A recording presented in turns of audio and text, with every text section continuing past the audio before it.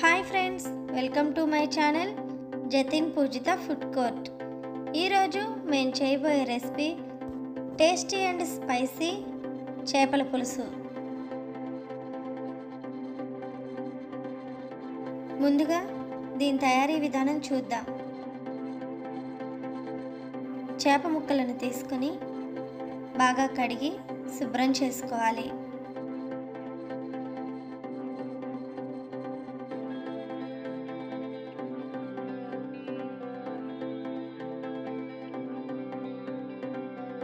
ఇప్పుడు వీటిని ఒక ప్లేట్లోకి తీసుకోవాలి. తర్వాత మళ్ళీ రాళ్ళుప్పు, 1 టేబుల్ స్పూన్ పసుపు వేసుకొని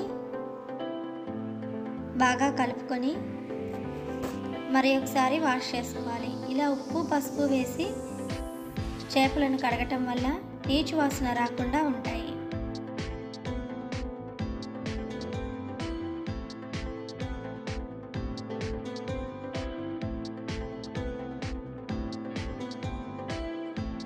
ఇలా కడిగి శుభ్రం చేసుకొని ఒక ప్లేట్లోకి తీసుకోవాలి.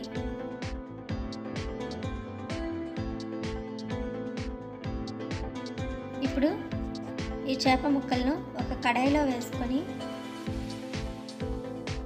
దానిలో 1 టేబుల్ స్పూన్ ఉప్పు, 1 టేబుల్ స్పూన్ పసుపు, 1 టేబుల్ స్పూన్ కారం, 2 టేబుల్ స్పూన్స్ ఆయిల్ వేసుకొని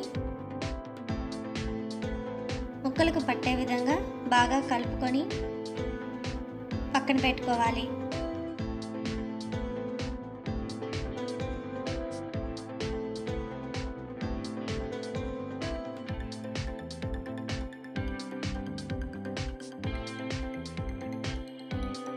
ఇప్పుడు స్టవ్ వెలిగించుకొని అడుగు మందం గల పాత్రను పెట్టుకొని దానిలో 5 టేబుల్ స్పూన్స్ ఆయిల్ వేసుకోవాలి. ఆయిల్ బాగా వేడైన తర్వాత చెక్క, ఇలాచి, లవంగాలు, సోంపు, మెంతులు, బిర్యానీ ఆకు వేసుకొని చిటపటలాడనివ్వాలి. ఇవి ఇలా ఫ్రై అయిన తర్వాత ఒక రెమ్మ కరివేపాకు, సన్నగా కట్ చేసుకున్న పచ్చిమిర్చి, సన్నగా కట్ చేసుకున్న ఉల్లిపాయ ముక్కలు, పొట్టు తీసుకున్న చిన్నుల్లిపాయలు వేసుకొని ఫ్రై చేసుకోవాలి.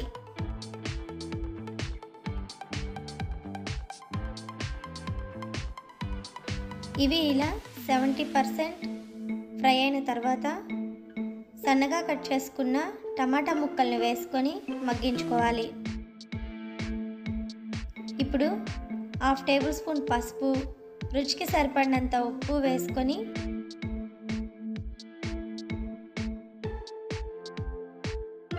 బాగా కలుపుకొని మూత పెట్టి మగ్గించుకోవాలి. ఇవి ఇలా మగ్గిన తర్వాత ధనియాలు, గసగసాలు, చెక్క, లవంగాలు, అల్లం, చిన్నుల్లిపాయ, పెద్దుల్లిపాయ వేసుకొని గ్రైండ్ చేసి పెట్టుకున్న మసాలా వేసుకొని బాగా కలుపుకొని పచ్చివాసన పోయేంత వరకు ఫ్రై చేసుకోవాలి.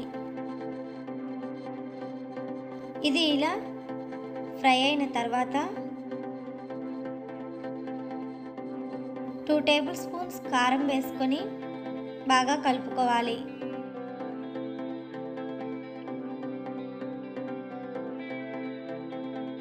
ఇది లో ఫ్లేమ్లో పెట్టుకొని బాగా కలుపుకొని ఫ్రై చేసుకోవాలి. హై ఫ్లేమ్లో పెట్టుకుంటే మసాలా మొత్తం మాడిపోతుంది. ఇప్పుడు మనం ముందుగా మ్యారినేట్ చేసి పెట్టుకున్న చేప ముక్కలను వేసుకొని మసాలా మొత్తం పట్టే విధంగా కలుపుకోవాలి. ఇలా కలుపుకొని ఒక 5 నిమిషాలు మూత పెట్టి మగ్గించుకోవాలి. ఇప్పుడు మూత తీసుకొని ఒకసారి కలుపుకొని 1 కప్పు చింతపండు రసం వేసుకొని 1 గ్లాస్ వాటర్ వేసుకొని బాగా కలుపుకొని కొత్తిమీర, కరివేపాకు వేసుకొని మూత పెట్టి ఉడికించుకోవాలి.